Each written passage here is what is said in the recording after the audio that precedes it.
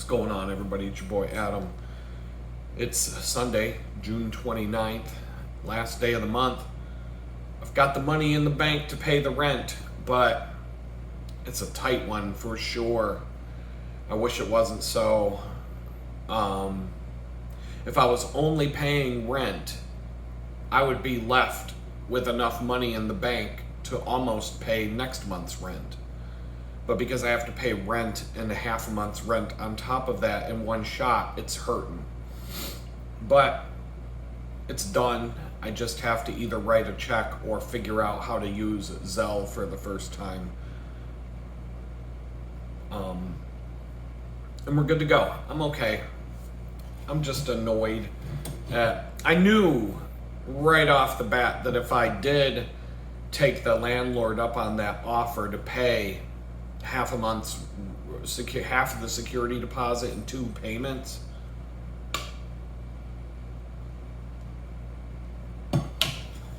that was going to hurt the second time I had to do it. I knew that before I even moved in here. What's going on? Oh, this freaking phone. I gotta find another camera app because I'll manually set the exposure. And then it just, see if I turn my head over here, it just, hold on. There's no lock for the exposure on this app. Oh my goodness, hold on a second. There's nothing I can do about it. This app, I don't know. Oh my goodness, I can't take it though. I'm watching it.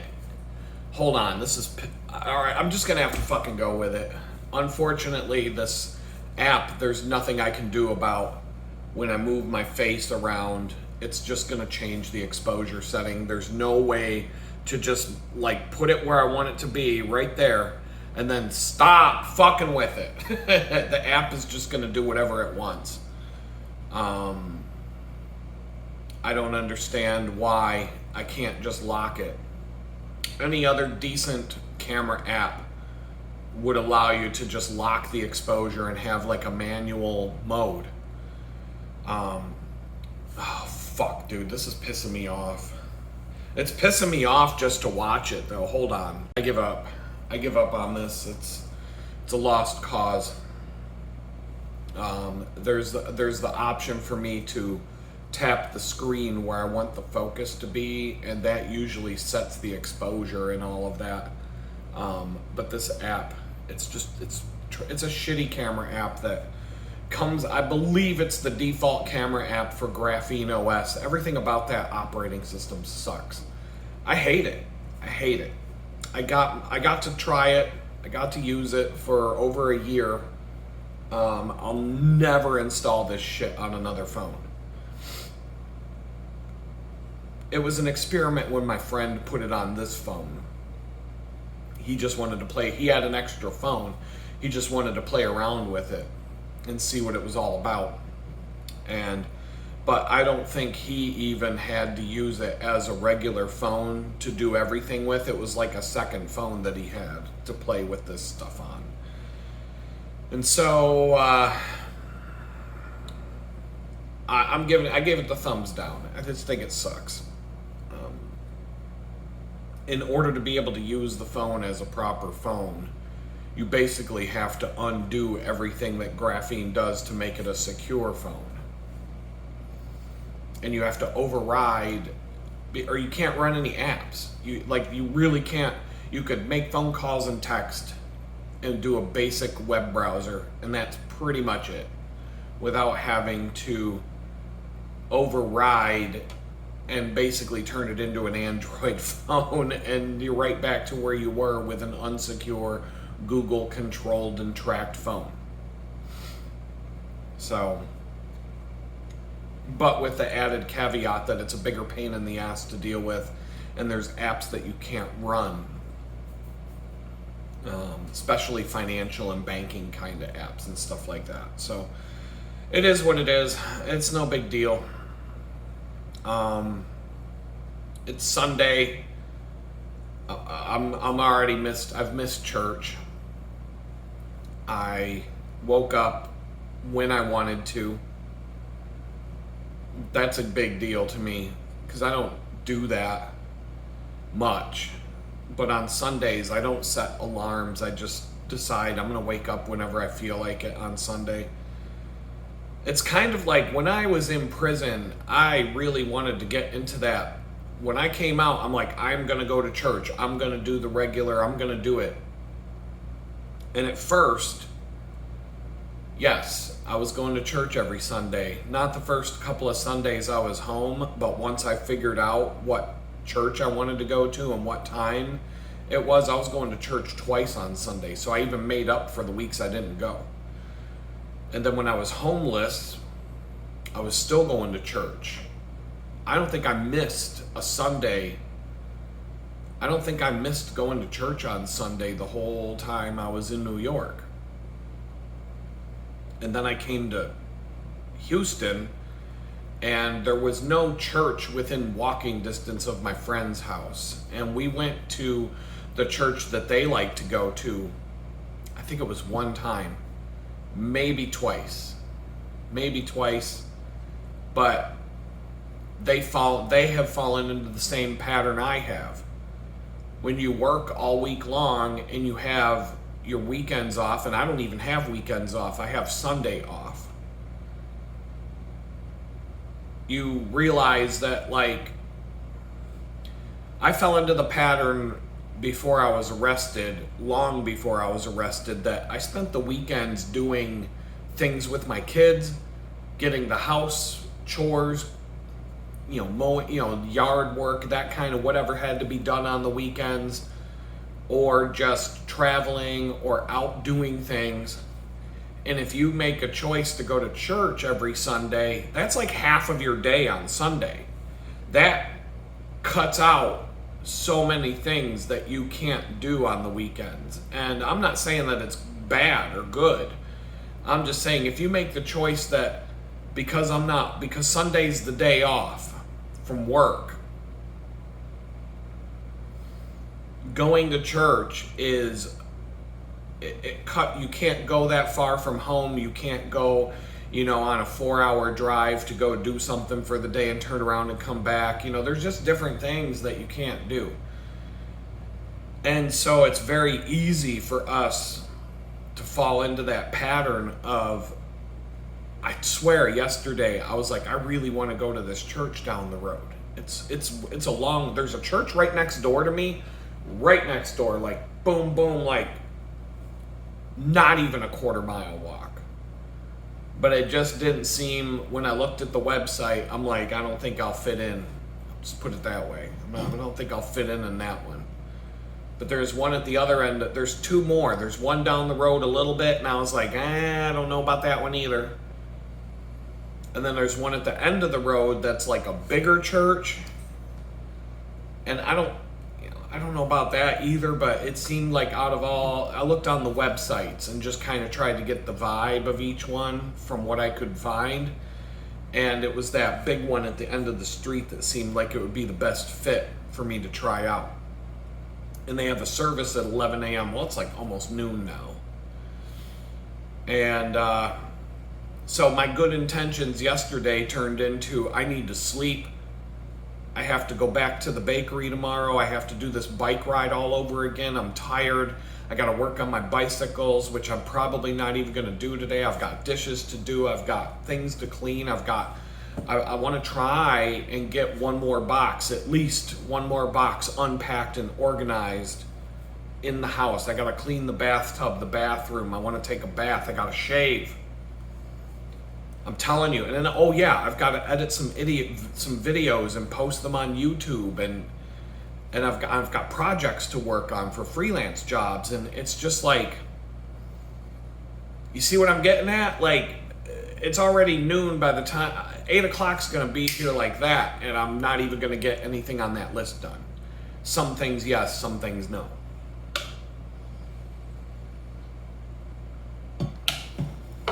I guess when I was homeless, I had less going on. and when I first got out of prison, I tried to get into that good habit. But when I moved down here, all it took was my friend and his family having a busy lifestyle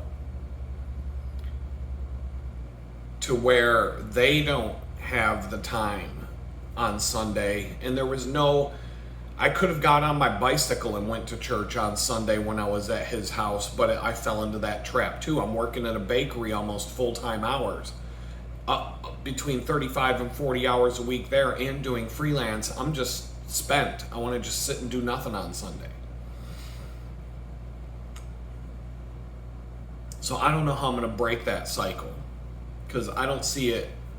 I don't see myself getting out of that. It doesn't mean I can't watch a sermon. It doesn't mean I can't do something in that, But I would like to go to a church where I can meet people and make friends and those kinds of, that's the part that I want to do, is meet people at a church that I would like to hang out with outside of church and get to know people around me, because I'm such a recluse right now. I have a good friend. He helped me move. Other than helping me move that day, I haven't even seen my friends since I moved out. I live 25 miles away from them. I haven't even seen them since I moved out of their house. And they're the only people in Houston that I know, other than my coworkers. But I also have this thing where I just don't hang out with people I work with. And that goes back years. That goes back to, I think that goes back to when I got burned. So I worked at I worked at a company, I've talked about this many times on the show, where I was fired for going to the hospital for the birth of my son. I've talked about that many, many times. Prior to that, I spent about 6 years working for myself. Prior to that, I had many jobs. Prior to that, working for myself, that started in about 2004. So prior to 2004, all throughout my career, every time I had a job, I made friends at work, real friends that I would go and hang out with outside of work. And they would come to my house parties. They would, we would go out and hang out and actually be friends out in the world outside of work. And when we split and went separate ways, we would remain friends after the fact. Then I worked for myself for 6 years, from 2004 to around 2010. And in the mix, there was 2009 was kind of like when the stock market crashed, and I went to work at a startup, and that was the one that fired me for having the baby. But I was still doing freelance throughout that period, but it had slowed way down. And I remember it was sometime in 2010 that I officially closed out my business banking accounts and just wiped it off. I'm not doing this anymore. This company no longer exists. So 2004 to 2010, with a little bit in between of just this one little job that fired me. But during that 6-year span, the entire landscape was completely different. When I went into business for myself, things were one way. And when I started back up my career working for other companies, the business landscape was so radically different than anything I'd ever seen in my life up to that point, that I could no longer make friends with people at work. And the reason being, more or less, the reason for it was everything became cutthroat and vicious. Everything was completely cutthroat, and just everybody was ready to cut each other's throat.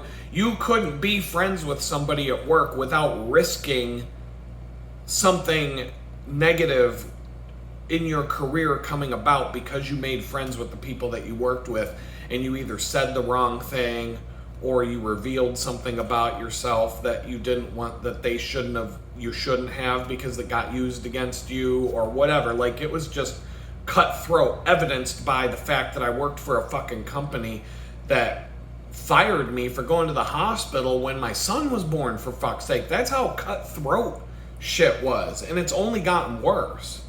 So that was the time, 2009 is when my son was born. I have not one single time I have never become friends with people I work with outside of work. I refuse to do it.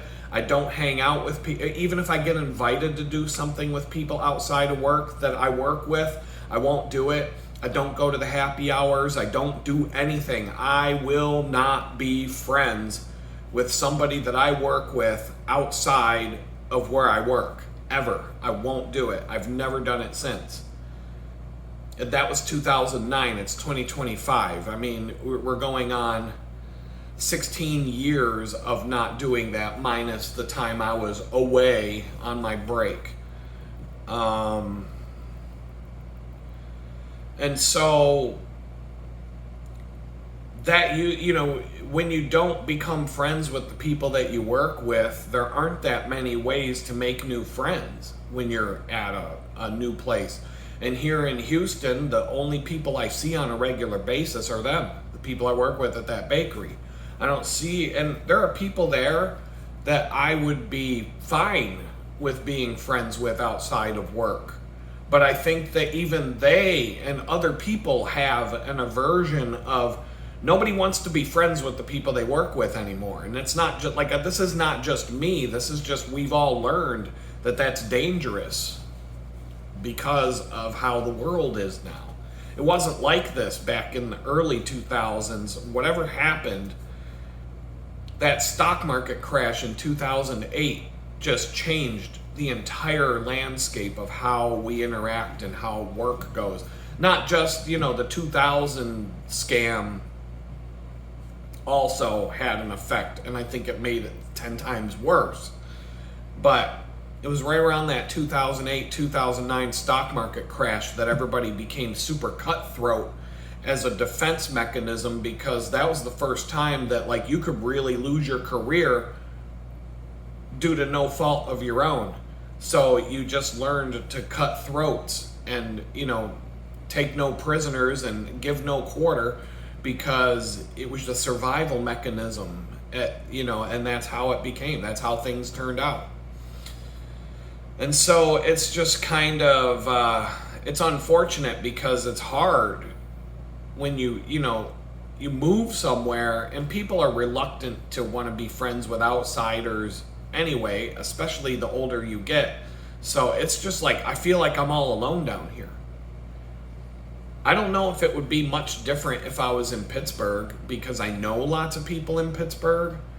But at the same time, I moved out into Amish country in 2015 and stopped hanging out with people in Pittsburgh regularly. So I don't know. It's just the best way to meet people, in my opinion, right now, because I don't want to go to the bars. I don't want to meet people by drinking. Find groups of people to do things. Be it go to church. Try to meet people when you go to church. That's a good place. I think that would be a great place to meet people, because now I'm going to be meeting, hopefully I'm going to be meeting good people that believe in God and have a like-minded outlook on things and possibly are better than me, in terms of that kind of stuff.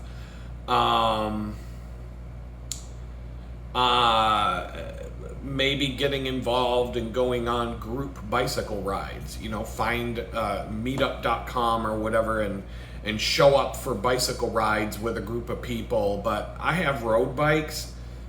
I'm always going to try to make excuses to not do something, especially now, because my rest days are limited. So on Sunday, do I go to church or do I rest up for tomorrow's nonsense? I made my choice today. I regret the choice that I made already. When I woke up, I'm like, I don't even have the energy to shave right now, to take a shower, to get dressed and all that, and then have to walk 20 minutes each way to go. If I did it, I'd be happy that I did it. I just couldn't get myself motivated this morning to do it.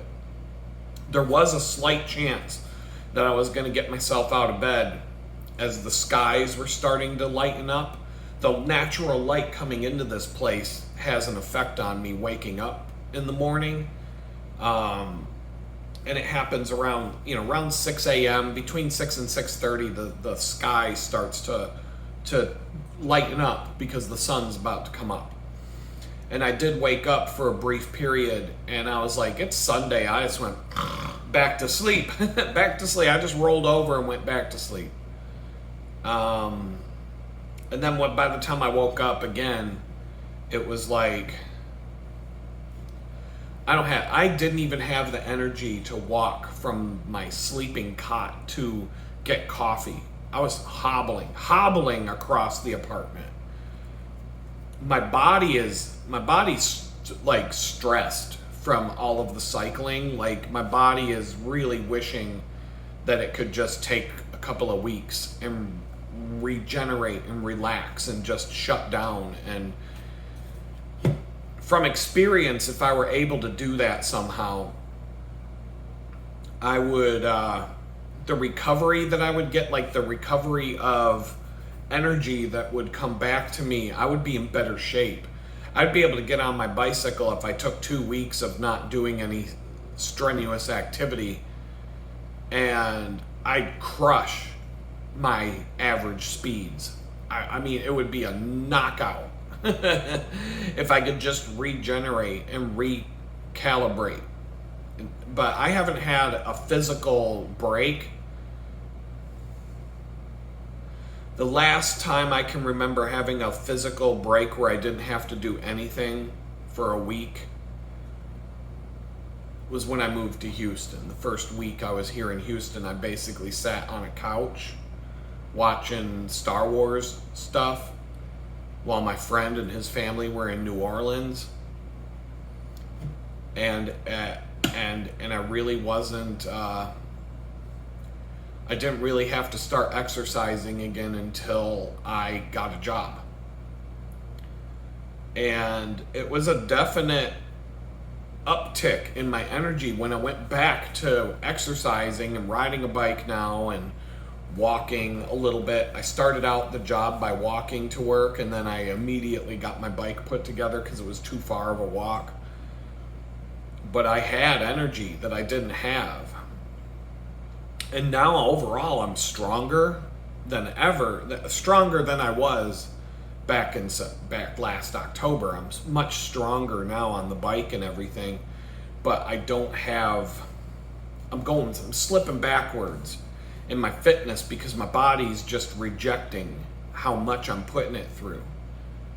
And so I don't know, I just got to find the right balance, because I'm not going to be able to just stop for a couple of weeks and hang up the bike and just leave it alone for, I'm not going to be able to do that.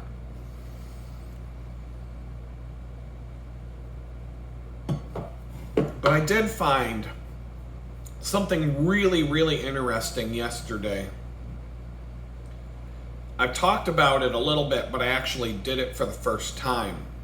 And I found a bicycle. So one of the benefits of where I live now, you're also going to see the lighting change on the video, because the outside light, it goes from being sunny to have clouds coming over, and then the sun comes back out, and it's going to change the lighting in this room. I want to work on getting like a professional looking video place to sit and do these videos, but this is my desk. This is where I sit to do my stuff now. It's a small place. I didn't really have I had like 2 choices of where to put my workspace, maybe 3. I could have put it in the bedroom area, but I didn't want to have it all makes sense if you were in here and you saw how I have everything laid out. But it's not like I have a ton of space in here to have, so I just want to make a dedicated like setup for shooting videos and make them a little more professional looking. And you've seen me playing around with some ideas for that, but for now it's just, money. There's so many damn things I have to do. I have to get hard drives, there's so many things. It's daunting, But when I look at all the work that I have on my table and on my plate right now, if I would just buckle down, and if I could change from working 75 hours to 100 hours a week for a while, I would put so much money in the bank in 1 month if I could do it. I don't know if I can. I don't have the energy for it, but if I could figure out how to do it and just buckle down for a month and do it, everything would flip. I'd be able to get that car sent over here. I'd be able to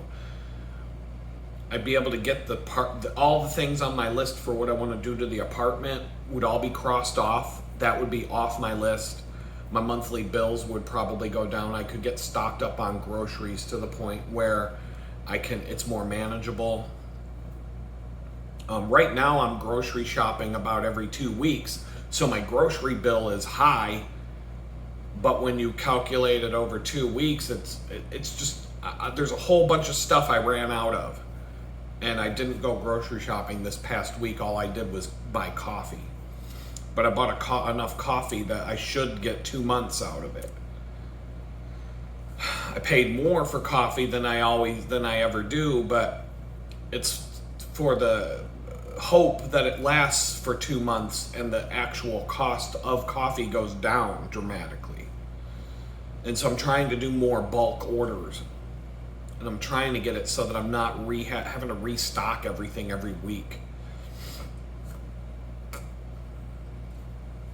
But anyway, one of the benefits of moving into this place where I moved in is the Spring Creek Greenway cycling trail goes right past my house. It's a long trail system that goes, I don't know how far south it goes. Southeast of here, it does travel a ways. And there may be other bicycle trail networks that it connects to, and maybe there's something in that.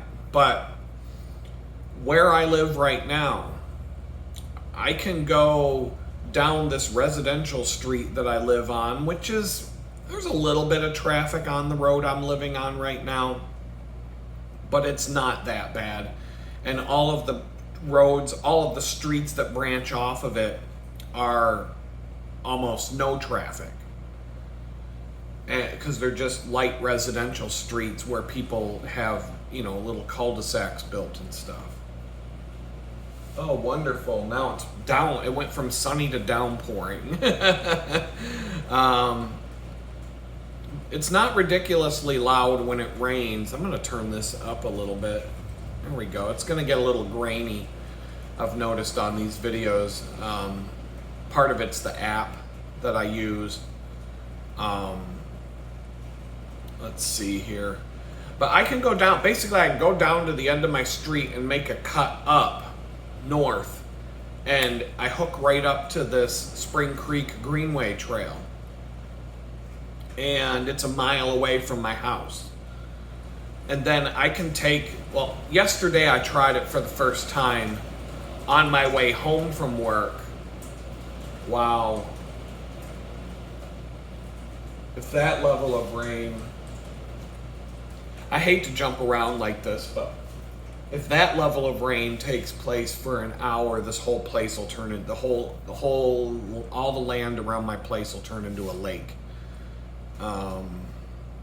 We'll see what happens. It's already dying back. The weather was saying it would probably rain today, and if I got, this is what I'd be walking through if I went to church. I would have got to church. Well, here's the thing. I would have got to church before the rains came, and then maybe the rain would stop when church was over. So anyway, yesterday, I knew that the Spring Creek Greenway Trail comes right next to my house, but I didn't know that I could connect it from where I live to where I normally ride on it. You've seen me, all those swinging benches that I sit on to do those videos are all part of the Spring Creek Greenway Trail. Well, there's Exxon has one of their big world headquarter campuses right in the middle, right next to Route 45. And it's a huge complex of all these buildings, and it's got like its own private road and this big giant probably electrified fence. I don't know. Like it's a highly secure complex.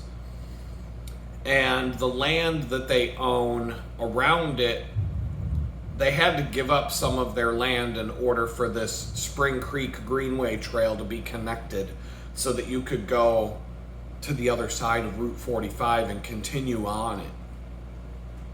And there was all this stuff on the web about how it hadn't been completed yet. But then the other day, just out of curiosity, I put Google Street View on the intersection where I couldn't tell if the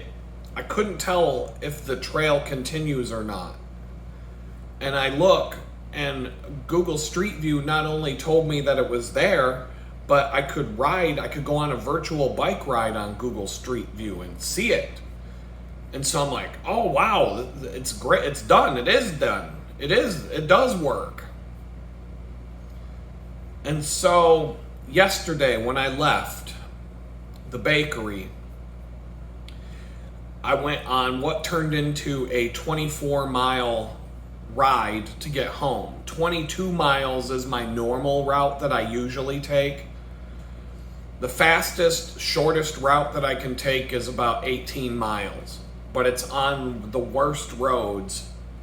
All of the roads between the bakery and where I live, if I do 18 miles to get here, I'm never going to get a break from riding on shitty roads that full of traffic, heavy traffic, 4-lane to 6-lane roads with may or may not have shoulders and having to deal with obnoxious douchebag drivers the whole entire way.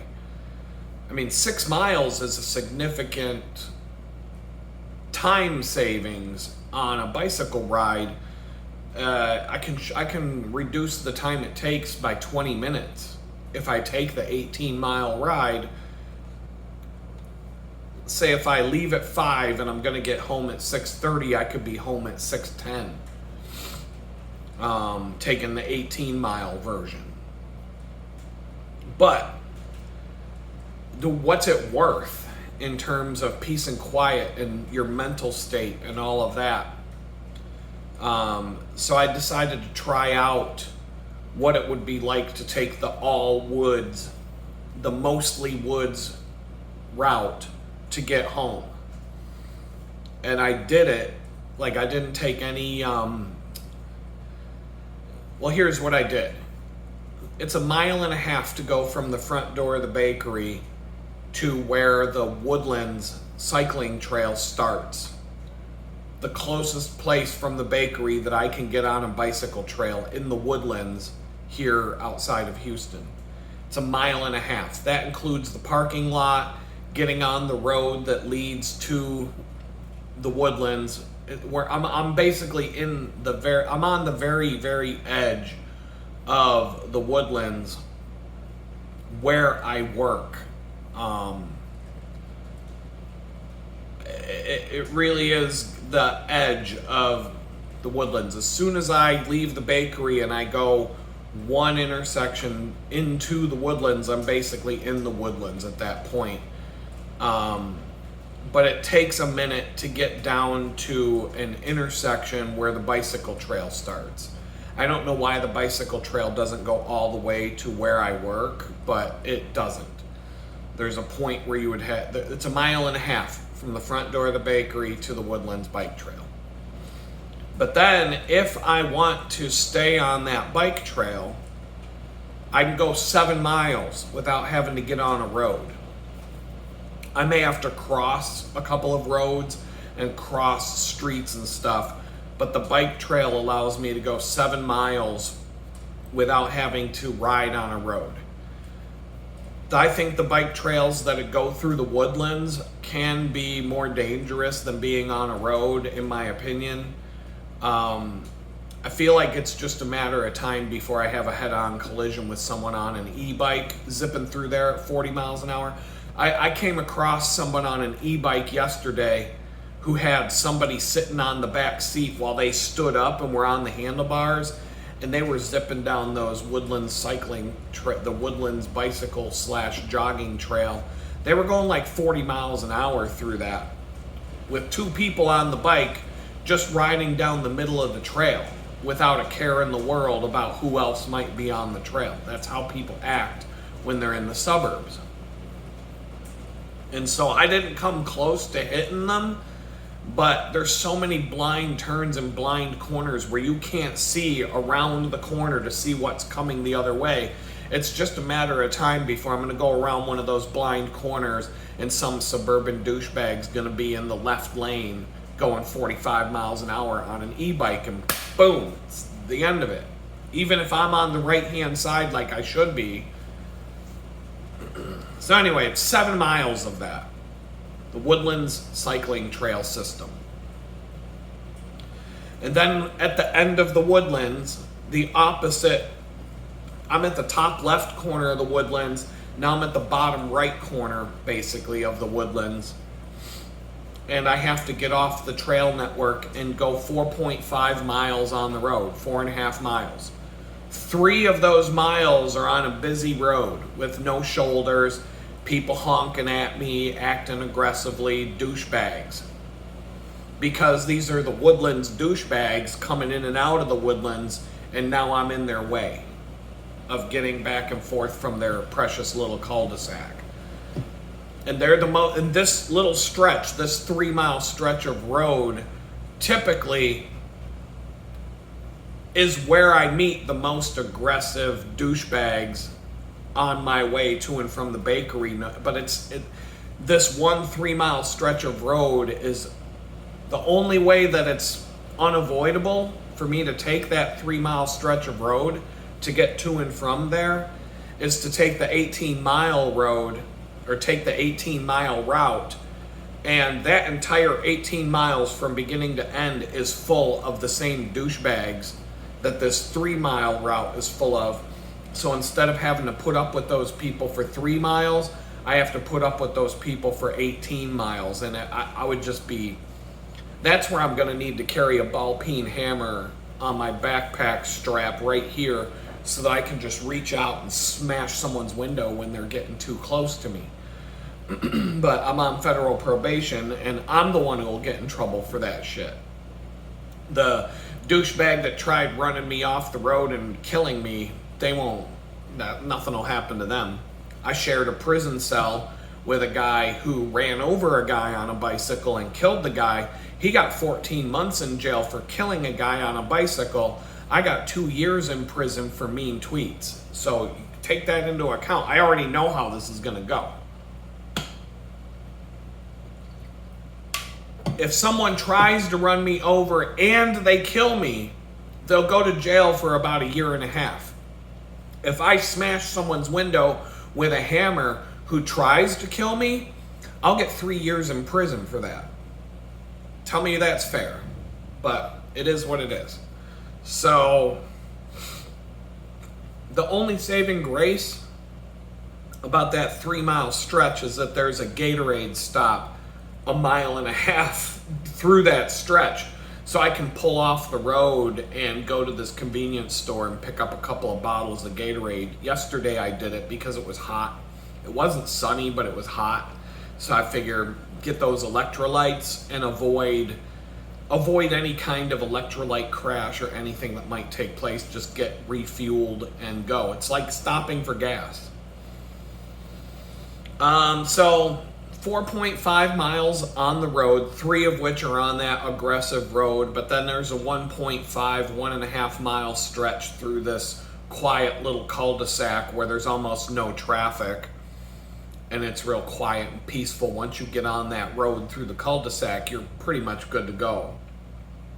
And so now, once I get on that 1.5 mile ride through the cul-de-sac, once I make that turn to go through there, I'm pretty much home free at that point. So after the 3 miles of aggressive assholes on the road, it's 10 miles on the Spring Creek Greenway cycling trails. It's 10 miles.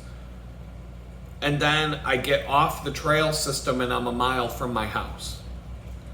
And that was a game changer yesterday. I'm telling you, when I got home yesterday, I was in a completely different mood than what I normally am when I get home from my bike ride. It was a peaceful, tranquil, I don't know how long it took me. Let me take a look, because I do have a Strava readout from yesterday's ride. While I sit here and talk to you about it, it took an hour.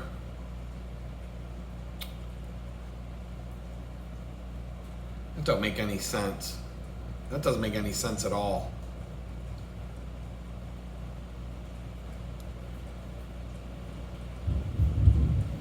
Something screwed up. Something screwed up here. What's this telling me? One app is telling me it was 18.42 miles. Oh, I can see why. It stopped recording through that one. Okay.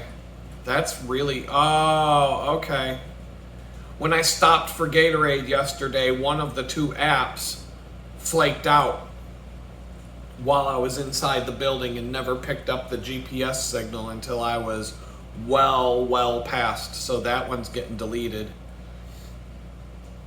Okay, so it's 24.03 miles.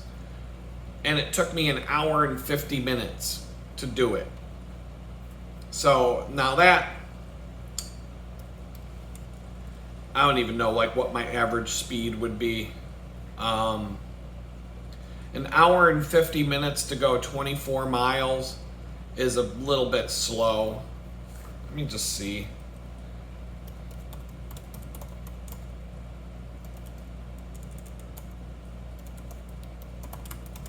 I'm just going to use a calculator. There's got to be a calculator. Come on, Google, just tell me the answer. 13 miles an hour. So that's, my average speed was about 13 miles an hour. My average speed is normally 15 to 20 miles an hour, so I could probably get that down. But if I have to plan on it taking an hour and 50 minutes to go that route day after day,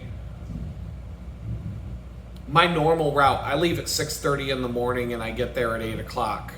An hour and a half is what it normally takes. So that's a significant difference, an extra 20 minutes. Now I can probably, if I hammer down and actually push a little bit, and I can skip the woodlands. The woodlands bicycle trails don't make a big difference in terms of safety, in my opinion. The roads, once you get to the woodlands, the roads are pretty tame. The roads, I'm not worried about getting hit by a car in the woodlands. It's only on the high speed sections of road where there's no shoulders on the road. It's that 3 mile stretch that I have to take no matter what. That's the one where I think something's going to happen. If it's going to happen somewhere, it's going to be there. So if I cut out the woodlands cycling trails and just take the bicycle trail from where I live to where I normally get to that 3 mile stretch of hell, I can shave at least 10 minutes off my time. So you could say an hour, 45 minutes. If I leave at 6:15 in the morning, I can still get there at 8. And there's another spot near the Exxon headquarters when I come out of the cycling trail. That's another stretch where the bicycle trail follows and parallels with the road. But the road is very lightly, it's a 4-lane road, divided road. And it has very light traffic on it, so you've got shoulders. So it's that's another spot where instead of taking the bicycle trail, I would probably just get on the road and go straight through until I get back on the bike trail again. Where the bike trail deviates from the road and actually takes you off into the woods away from the road. So I can kind of do a variation of what I did yesterday And out of the 24 miles, 7 of it being on roads, let's say 7 and 7 is, let's say 15 of it are on roads. 14, let's say 14 are on roads and 10 miles, well, 14, let's say 15 are on roads and 9 miles are on the bicycle trail network. That would probably be the best way for me to go. Do that same route that I did yesterday, but at a faster pace, and skip some of the bike trails that are just right next to the road that I could be on, because the road is going to be faster. I mean, I'm going to be going 22 miles an hour down the road. The fastest I'll be able to go on the bike trail will be like 15. So if I just do a couple of those things in the mornings, and if I make this my regular route to go to and from, I'll probably get it to an hour 45 on average. An hour and a half if I really throw down and push hard. So there is option. I do have a few options now, especially now that I've moved out to where I live. That bicycle trail is a game changer. I don't see myself wanting to go a different way tomorrow than what I came home on last night, just because I can see, like, first thing in the morning, instead of diving into horn honking and bullshit and dangerous traffic conditions on Monday morning when everybody's pissed off about having to go back to work, I can go the opposite way down my street at the end of my driveway, hook up with a bicycle trail through the quiet neighborhood cul-de-sacs, get on this quiet bicycle trail that's full of nature and peace and quiet and tranquility, and take that almost most of the way to work, and then be about, well, I'll still have about another 7, 10, 8, maybe about another hour left on my bike ride when I get to the other end of that. And then instead of taking the bicycle trail through the woodlands, I'll just stay on the roads like I normally do. And that'll be my regular route back and forth now. I'm going to incorporate the bike trails where they won't save me time, but they'll save me stress. And they won't be that much out of the way comparatively, but there are some bike paths that I'm just going to leave out because the speed is too slow, when I could be on a road right next to the path and cooking along another 6 miles an hour faster. So that was kind of nice to discover this extra stuff yesterday where I could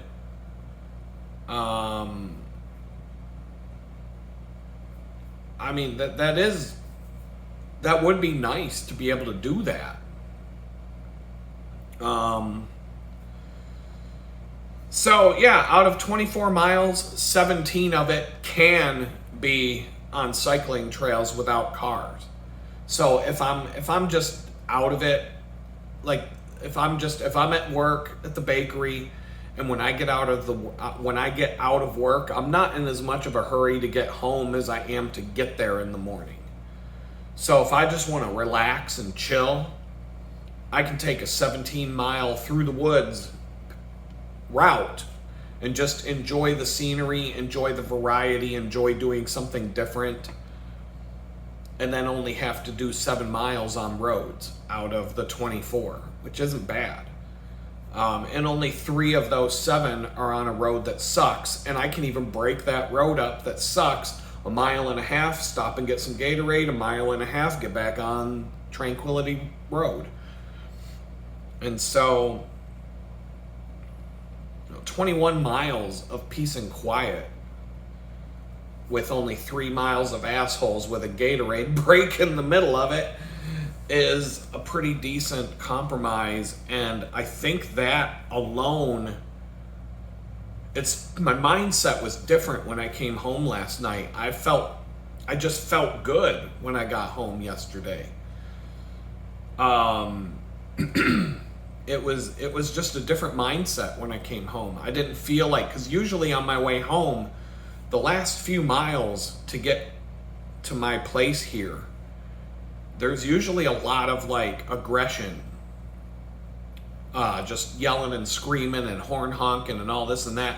And then I come down this one and I get on this one road, and it's on a weekday, it's always a big long traffic jam, and I'm just riding right through the middle of it, splitting the lane, and that gets people fucking angry as hell when they see you going faster than them. They're all stuck in traffic having to be at a standstill, and you're just like right down the lane, and you're just home free. And then the reason being is that you, on a bicycle, you want to be at the traffic light in front of everybody when the light turns green, and you want to be in the right lane in front of the car behind you, out in front of the whole line of traffic, like in the crosswalk, basically. That's the safest place to be on the bicycle, because if you're trying to be on the side of the road and letting people go by you, they're gonna aggressively shove you into the ditch or try and shove you off the road. And so you have to kind of plant yourself in front of the line at the red light.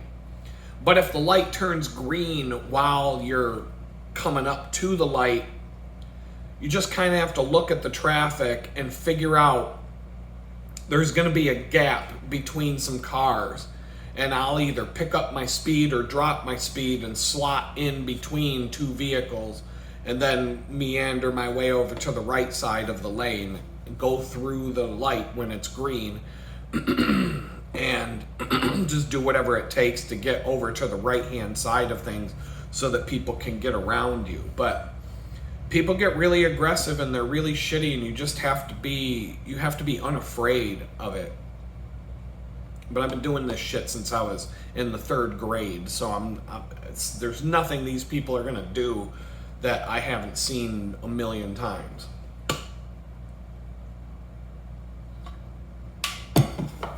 To be honest, my biggest fear cycling, biggest fear in terms of like the road, there are roads in Pittsburgh that have cycling lanes on the right-hand side and then parallel parking to the right of the bicycle lane. But what happens is if you're in the bicycle lane and somebody parallel parks their car and then opens up their driver's side door right in front of you as you're coming down the bike lane, boom, you're going to smash into someone's open door on their car. That happens quite frequently. That happens a lot. Because these assholes, when they park, they're not going to look in their mirror. They're not going to look before they open their door.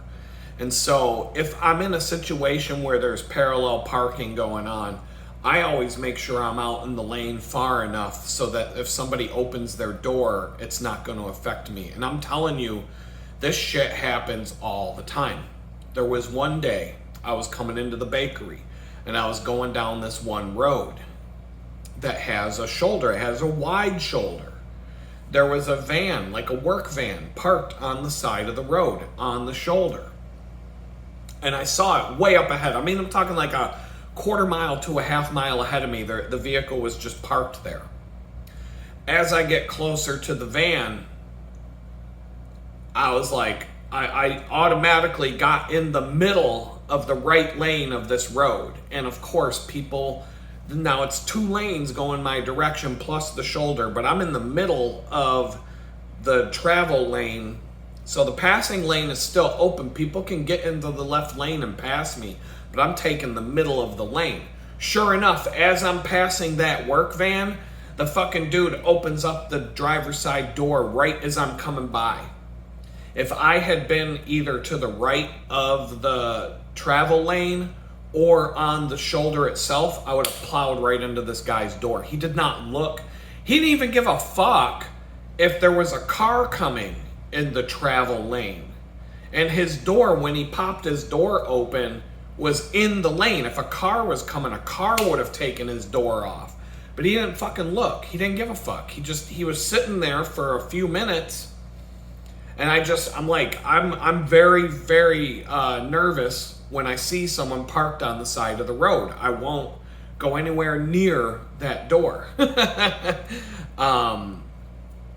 Sometimes when a bicyclist is lane splitting on a busy road, an aggressive asshole driver will get angry and pop their door open hoping that you'll hit it. But then that becomes like, they're the ones, they might get in trouble when they go to see the judge, because that's an act of aggression. Like, who the fuck opens their car door in the middle of the road for, you know what I mean? Like, while they're stopped at a red light or whatever, without looking to see if that's not dangerous to begin with. So that's something that you always got. I'm always paying attention. I'm looking in the mirrors as I'm going down to see what the faces look like, and to just see, like, always just trying to see what the fuck trying to predict what people are going to do. But if you see a vehicle parked on the side of the road, a row of cars parallel parked, even like I'm saying, that van was half a mile in front of me, and I'm coming up on it, and I've got a minute or a couple of minutes, however fast I'm going, and it was probably going about 20, 25 miles an hour. As I get towards that van, I just drift out into the middle of the right lane, well away from the guy's door. And sure enough, right as I got to the back bumper of that van, boom, the door pops open and the guy goes to get out of the van. I would have went boom right into his fucking door. Going 25 miles an hour, I would have crashed into the open door of his van, the driver's side door. So that's a common bicycle crash. That's very common. That happens all the time. So that's the one thing I won't do, is be anywhere near the radius of an open door. If there's a row of cars parked, I won't get anywhere. I won't give a driver the opportunity to pop their door open and have me crash into it. Even if there's a bicycle lane, like in Pittsburgh, poor bicycle lane design will have the bicycle lane going down the street with cars parallel parked next to the bicycle lane. And if you're dumb enough to stay in the bicycle lane, you're going to get doored. And a lot of cycling groups will point that out to the city planners and stuff. When these bicycle lanes are added to streets and stuff, that is something that you have to consider, that people are going to be crashing into car doors. Because the drivers won't have the courtesy to look before they open the door to see if someone's coming. They're just they're just going to open up their door, boom, and that's it. And then the driver's going to get all mad that the bicyclist crashed into their door. Why don't you watch where you're going, you fucking asshole? Well, it's like, you opened your door when I was parallel with your back door. So how am I supposed to stop in less than 4 feet? But anyway, so the bike trail is definitely something that I can take advantage of while I'm living here, and I think that's a really cool thing. Well, the rain stopped. I don't see the sun yet, but so I would have gone to church and I would have come outside to see that it downpoured, but the rain stopped. So I would have been fine. I would have stayed dry. Let's see. So the other thing, I had a neat little encounter this week. So one of my projects is a client of mine that I'm doing work for. He's writing a book, and he asked me to design a cover for the book. And I had, we talked about it on Tuesday, and I had an idea of what it could, should, whatever be. But when something's in my mind, what actually comes out is usually different than what I originally thought it would be. And that's the design process. You have to as a designer, you have to let that happen. Don't try to force something to be exactly what you have in your head, but let the process you'll come up with different ideas. You'll find roadblocks that make things challenging. Like, don't try to force it to be exactly what you thought in your mind. Let your spirit guide walk you through, and the outcome's probably going to be better than what you originally planned in the first place.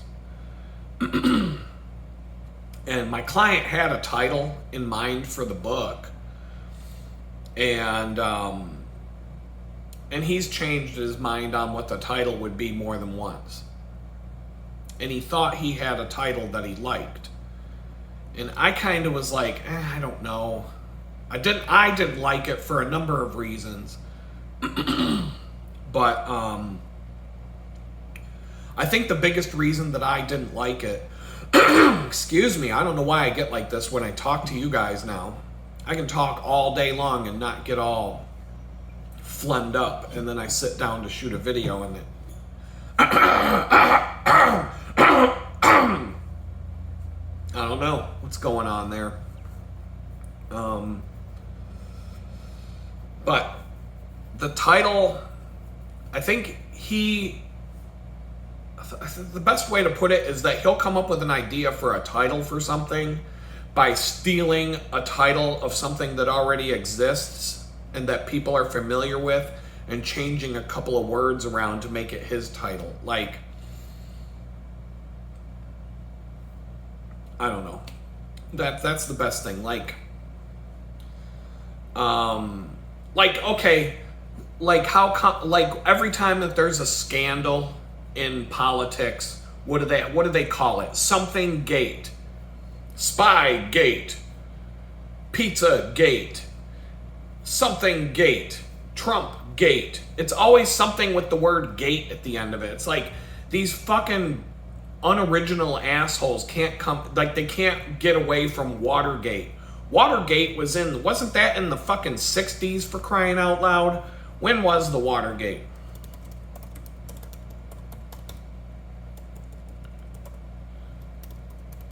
When was Watergate? June 17th, 1972. That was 3 years before I was born. Watergate happened, and every time a politician has a scandal, it's something gate. Let me look.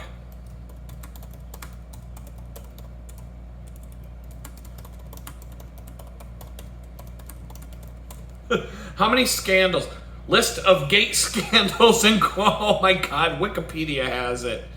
Blazing Sun Gate, Celeb Gate, Closet Gate, Cosmic Gate, Cunt Gate. Oh, because Samantha Bee called Ivanka Trump a feckless cunt on her comedy show, and it became Cunt Gate. Derpy Gate, Donut Gate, Dorito Gate, Driver Gate, Envelope Gate, Gamer Gate, Manda Gate, Nipple Gate, Nude Gate, Pandora Gate, Papoose Gate, Penis Gate, Portrait Gate, Slap Gate, Snake Gate, Spit Gate, Thresher Gate, Tree Gate, Chopper Gate, Climate Gate, Elevator Gate, Facebook Gate, Hack Gate, Kate Gate, Media Gate, Rather Gate, Reuters Gate, Susie Gate, Uber Gate, Agro Gate, Bala Gate, Banana Gate, Beach Gate, Beer Gate, Bible Gate, Bigot Gate, Billy Gate, Bingo Gate, Biscuit Gate, Blabber Gate, Bleach Gate, Bobby Gate, Bonus Gate, Bridge Gate, Brothel Gate, Cable Gate, Calendar Gate, Cash Gate,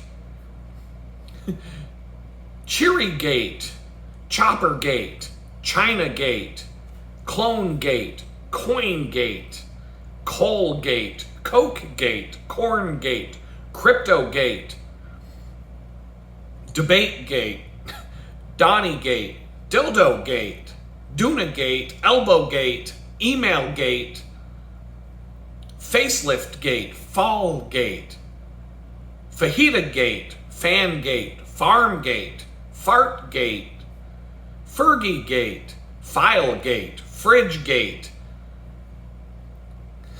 I'm skipping a bunch too. I'm like Golf Gate, Greek Watergate, Grope Gate, Grub Gate, Gulag Gate, Hail Gate, Handshake Gate, Hawaii Gate, Iraq Gate, Iris Gate, Journal Gate, Lady Russia Gate, Leak Gate, Lectern Gate, Podium Gate, Letter Gate, Liquor Gate, Lunatic Gate, Mammy Gate, Mink Gate, Mulder Gate, Nama Gate, Nanny Gate, and like Nokia Gate, Nura Gate, Nuke Gate, Office Gate, Onion Gate, Palmer Gate, Panama Gate, Pantagate, Pantygate, Pardon Gate, Party Gate, Pasta Gate, Pasty Gate, Penelope Gate, Pfizer Gate, Pizza Gate, I already mentioned that one, Ponytail Gate, Popcorn Gate, Porn Gate, Pussy Gate, Qatar Gate, Rail Gate, Ranja Gate, Rinka Gate, Robo Gate, Rolex Gate, Russia Gate, Salmon Gate, Sharpie Gate, Shithole Gate, Signal Gate, Sofa Gate, Sophie Gate, Sticky Gate, Stripper Gate, Swing Gate, Tampon Gate, Taxi Gate, Telegram Gate, Thule Gate, Tola Gate, Train Gate, Travel Gate, Trooper Gate, Trouser Gate, Ukraine Gate, Watergate is in the list, Water Bottle Gate, Willow Gate, Astro Gate, Blade Gate, Blood Gate, Bottle Gate, Bounty Gate, Broom Gate, Cough Gate, Crash Gate, Deflate Gate, Door Gate, Drone Gate, I can't even do it anymore. Drone Gate, FIFA Gate, Granny Gate, Helmet Gate, Homework Gate, Indie Gate, Liga Gate, Lie Gate,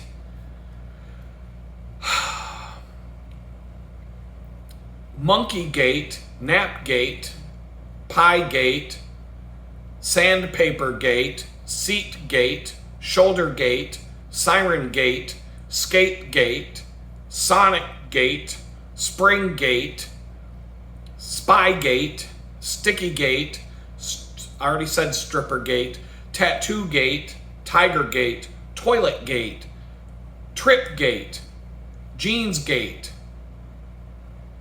and there's more. Oh my God, there's more. Antenna Gate. I remember Antenna Gate. Battery Gate, Bend Gate, Chip Gate, Diesel Gate, Dongle Gate, Flex Gate, Location Gate, MoFi Gate, Note Gate, Pent Gate, Pen Gate, Rapid Gate,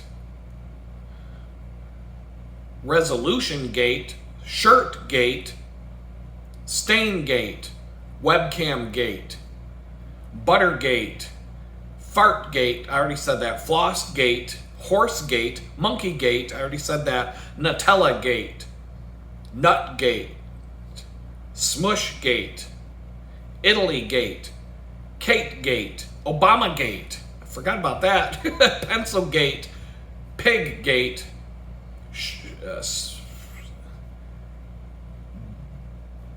Butterfly Gate, Clip Gate, Flag Gate, Kimono Gate, Manor Gate, Mask Gate, Muff Gate, Panty Gate with a Y instead of I, Punch Gate, Sharon Gate, Stargate, Strawberry Gate, Waitergate, Watergate Gate, Wiggate. So basically you've taken every fucking word in the whole goddamn dictionary and put gate at the end of it. And every time there's a new fucking scandal, that's what they can come up with. So that's the gist of it. When I hear my client come up with a title for something, it sounds like he had a title of there's been at least 5 different times where he's telling me a title for something because he took a book that he read that had a popular title and he changed a word of the title and he made it his title. And I'm like, don't do that. Don't do that. And I'm not going to give you specific examples, but I can tell you there's 5. And so that I don't even remember when he told me what the title was that he had for the book. I don't remember where I've heard it before, but I felt like it was a rehashed title that already exists for a famous book, and he just changed it around to be his title because it wasn't original. And so I was just like, yeah, okay. He told me the title of the book, and I was like, yeah, I'll go with it. But if I think of something better, I'm gonna go with I'm gonna go with my spirit guide. Whatever happens on this journey happens. So anyway, I felt like I could do better, but I didn't have any ideas when we were talking. It's like I said, you let the creative process flush stuff out as you're working through it. Something will just happen and you'll come, oh, that's a great idea, halfway through the process. And so I was doing some research and a little bit of design, and a title bubbled up. And I'm like, I think that works. I think that's a solid title. It's very short and concise. It is his exact philosophy in 3 words. It's perfect for the book. It matches the book. It actually tells the whole story of the book in 3 words. And I'm like, it was more or less perfect. And it matched the direction that the cover art was going. And the cover art, metaphorically, tells the story that you're about to read in the book in one image, one simple image. Like, that's what a book cover is supposed to do. It's supposed to give you a title and the author, and it's supposed to give you an idea of what's inside the book. Okay, there was an example of that. I was at a random bookstore while I was traveling. I don't know where I was. And I saw a book face front on a bookshelf, and it was an older book. It was a used bookstore. I do not remember. I was traveling somewhere. And the cover of the book had like an owl on the branch of a tree, and there was something else going on, and I'm like, oh, that's the Bohemian Grove. That's the thought that went into my head. I'm like, it wasn't a picture of the Bohemian Grove, and it had, I'm like, that's a book about the Bohemian Grove. Just from looking at the photo on, it wasn't a photograph, it was a artist rendering of an owl on a tree branch with some other stuff. And sure enough, I just took the book. I didn't even read it.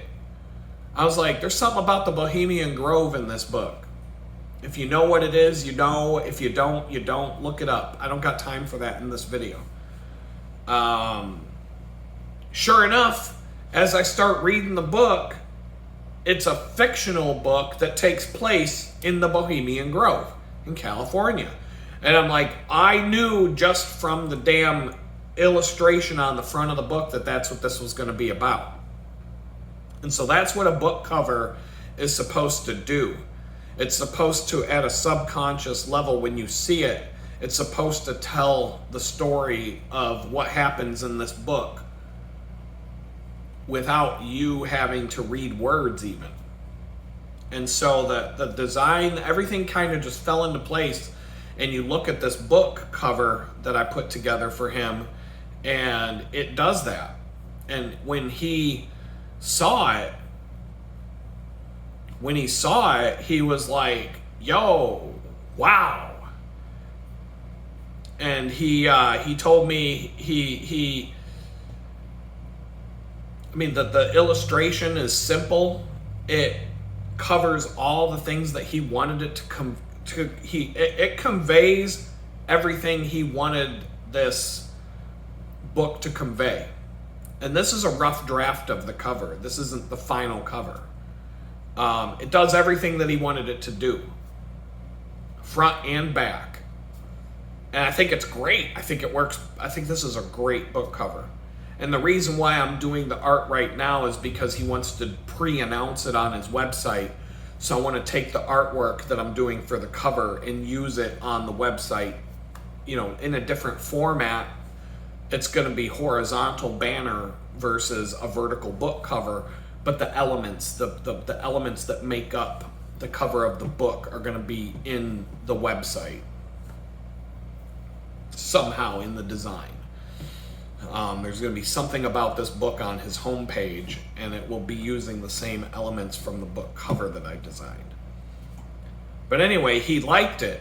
And in fact, he liked it when he first saw it, and his first reaction to me was that he's like, man, I wish I hadn't just put out a Facebook video that got 20,000 views where I announced the title of my book, because now I want to change it. And I'm like, you know what? Don't even worry about it. Authors change the name of their book multiple times while they're writing a book. The name usually comes out of writing the book. Most of the time, an author will have a tentative title of their book, but 99% of the time they change their mind 5 or 6 times before the book's finished. And after the book's finished, they might even come up with 2 other ideas and then talk to other people, and finally they come up with a title. And so I was like, I told him that. I'm like, don't care. I'm like, don't worry about it. Authors change their books all the time, book titles all the time, until they finally settle on something when they're about to publish it. I'm like, I'm not even saying that this title that I came up with for this cover is the final title of the book. It might not be, but I think it works. And I would have a hard time letting go of this one, because I just know, I have that, you have that design instinct to know what works and what's good and what's not. When you do marketing for a living, you know when you're on to something good. So leave it alone.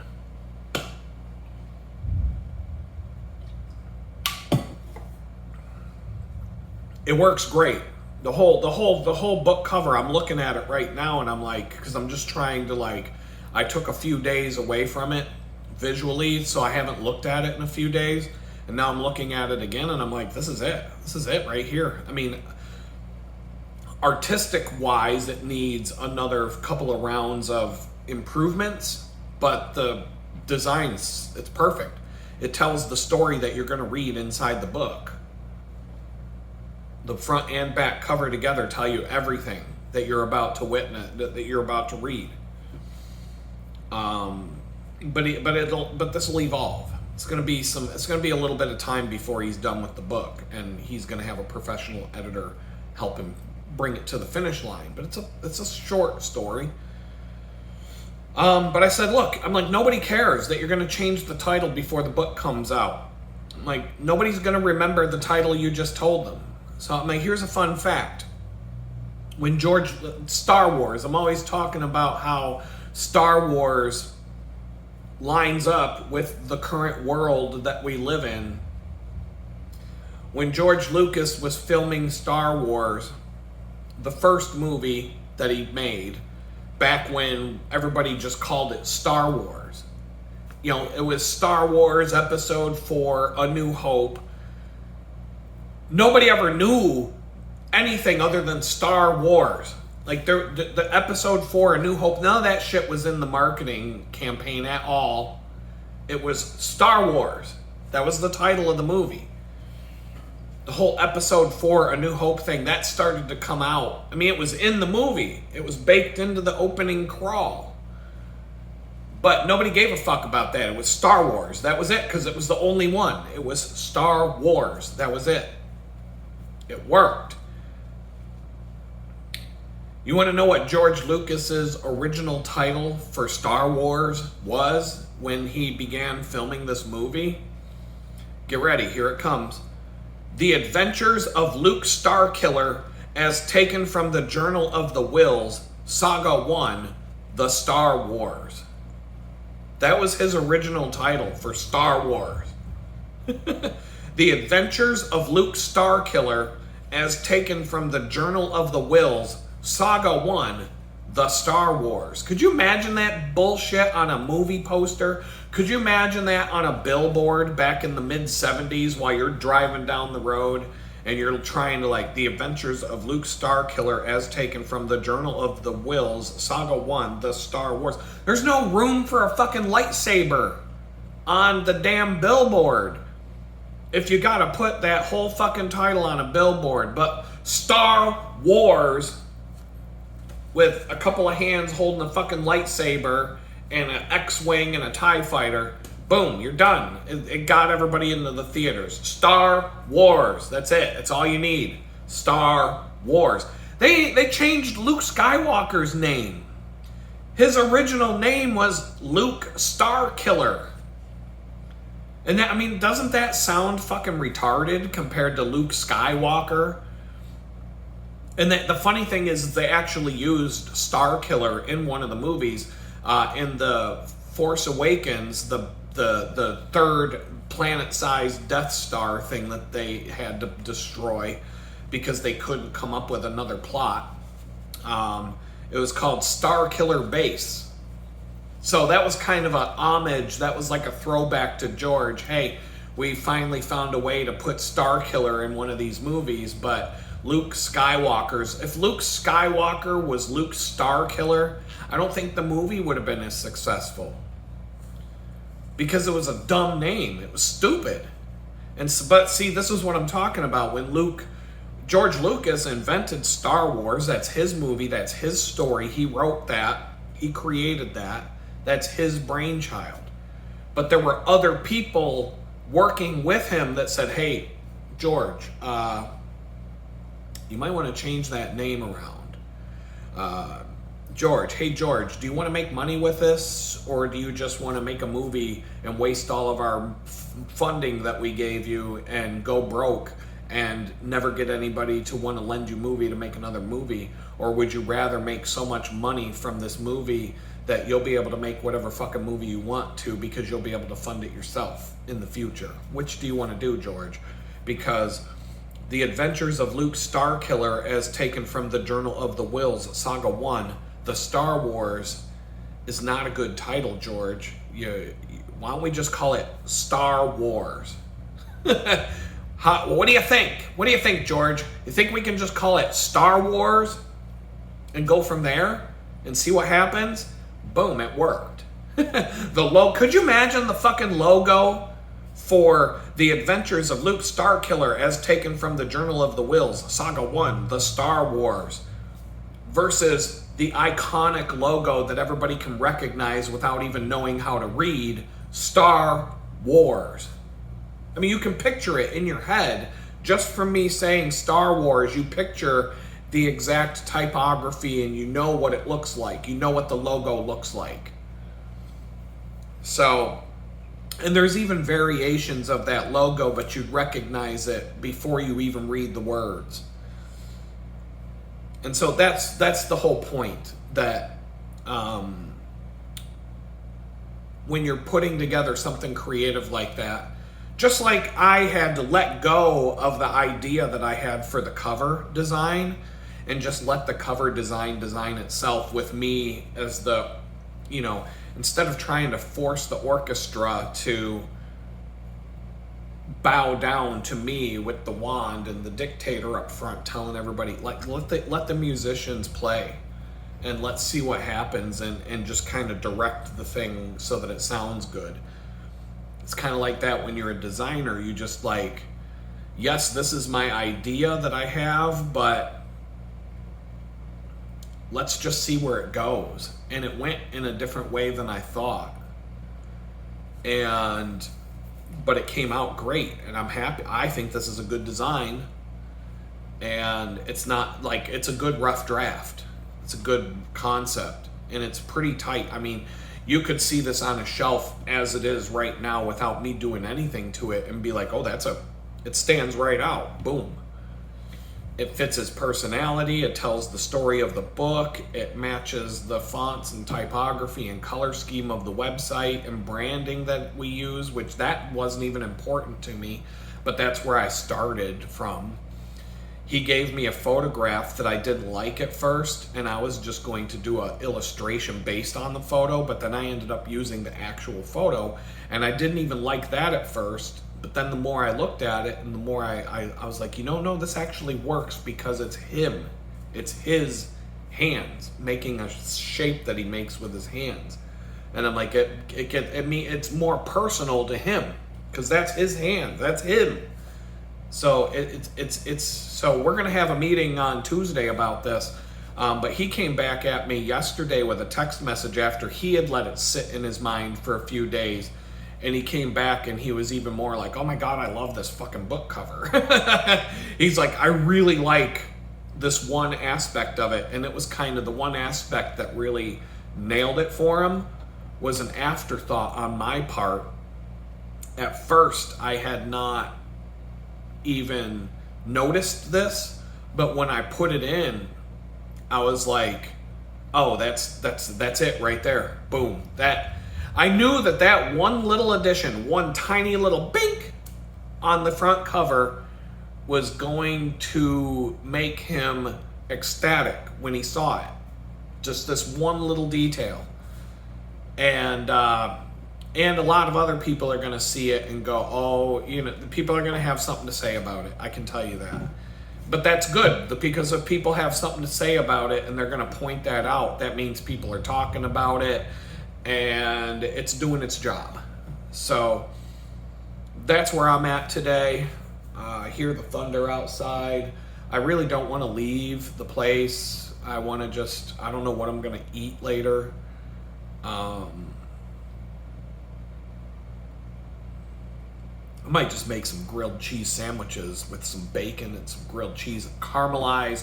I think I'm going to take all the onions that I've got, throw them in the frying pan, mix a little bit of sugar with them, get myself some caramelized onions, set them off to the side, and then make some grilled cheese sandwiches with caramelized onions and bacon.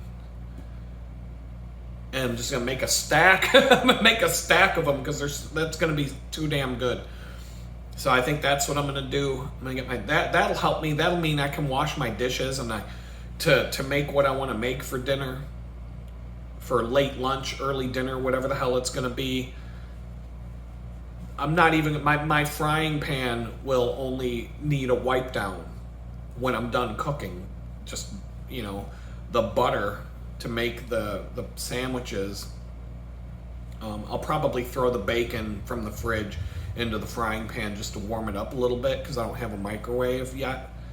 And just get that going, mix that, and then set that off to the side, and then have the sandwiches ready to go, lay down the bacon, the onions, and then just put the sandwiches together. I've got butter in the fridge, so I wish I had butter in a butter dish so that I could just spread it on, because that works better. But there's ways to do it when your butter is cold and hard to make it to make these sandwiches and have it come out good. But when I'm done cooking, when I'm done making all of this, the only thing I'm going to have to do is wipe down a cast iron pan. So it means I'm not going to have a pile of dishes to do. And so I think my mind is set there. And then I've got to start thinking about a grocery order for this week. I don't know, money-wise, everything's tight, but I can probably buy groceries. So, and then I got to start focusing on some shit.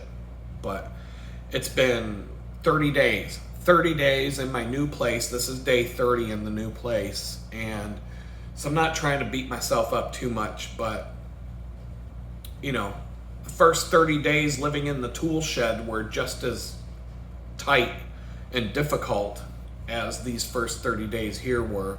Moving sucks. Moving sucks. That's the best way to put it. I don't know there's never been a time that I moved in my life from one place to another, one house to another, one apartment to a house, one apartment to another, whatever the case may be, that the first 2 months suck. They're fun because you're setting your place up and you're getting all settled in and whatever. It doesn't matter how big the place is, how small it is. It takes 2 months just to get settled in, and then another month to get better. And then, anybody who enjoys tinkering around with their space will constantly be updating and changing and trying to improve their space until they pack up and leave to go to another space. And that won't be any exception with me. But once you get to a certain point with it, you can sit back and enjoy it. And I'm not quite there yet.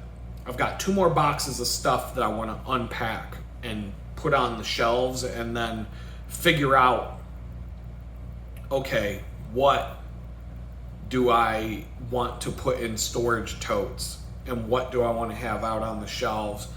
What do I want to look at deeper? Like, what, I'm not going to organize every single thing in every single bag just yet. I just want to get it all put away and look tidy.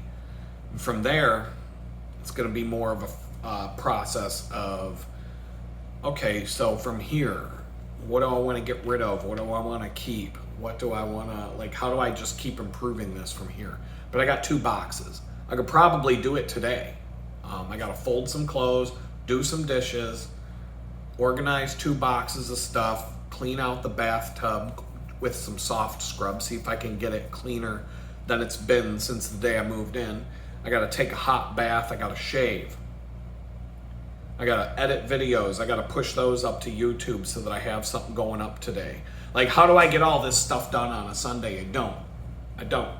But that's all the list. That's everything I got to do. Then tomorrow I got to spend 13 hours at work, riding a bicycle to a bakery, working for 8 hours, turning around, coming home, having no energy at all when I get home, and probably very little to make in terms of food because I'm pretty tapped out on food right now. Burgers. I can make cheeseburgers. If I set out some burgers in the fridge to thaw, when I come home, all I got to do is put them on the frying pan and heat them up, and I can just make simple, basic burgers. I'll probably have leftover bacon and caramelized onions to throw on those burgers, and boom, there you go. There's dinner tomorrow. Got it already figured out. But I just got to get to the point where my body can rest and I can start getting caught up on all this crazy stuff. But my mindset is in such a better place now that I got out of that dingy, dirty ass, dark tool shed with the psychotic nut job landlord. I can finally just start to figure things out. And so with that, I'm going to start figuring it out. I'm going to let you all go and say peace out for now.